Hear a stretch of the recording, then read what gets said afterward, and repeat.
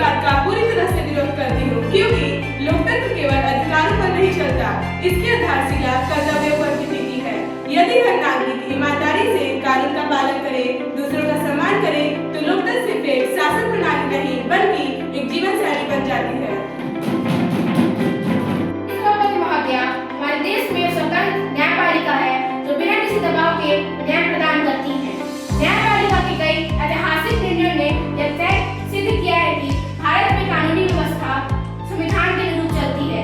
यही एक सफल लोकतंत्र की पहचान है। नहीं माननीय सभापति महोदया, मैं इनकी बातों से सहमत नहीं हूँ, क्योंकि हमारा मानना है कि शिक्षा, जागरूकता और डिजिटल साक्षरता और समानता बेहद ही महत्वपूर्ण है। चुनाव की पारदर्शिता, मीडिया की स्वतंत्रता किसी सफल लोकतंत्र की प्रमुख आवश्यकता है।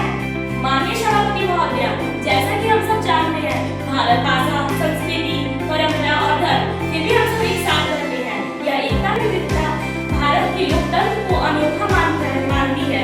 हमारे समाज की आपसी सद्भावना हमारे लोकतंत्र को उज्जवल बनाती है। नहीं माननीय सभापति महोदया, हम ये स्वीकार करते हैं कि भारत एक सफल प्रजातंत्र की ओर लगातार आगे बढ़ रहा है, लेकिन सरकार और नागरिक दोनों की संयुक्त जिम्मेदारी है। जब दोनों मिलकर कार्य करते हैं तभी राष्ट्र प्रगति करता है और लोकतंत्र और सशक्त होता है।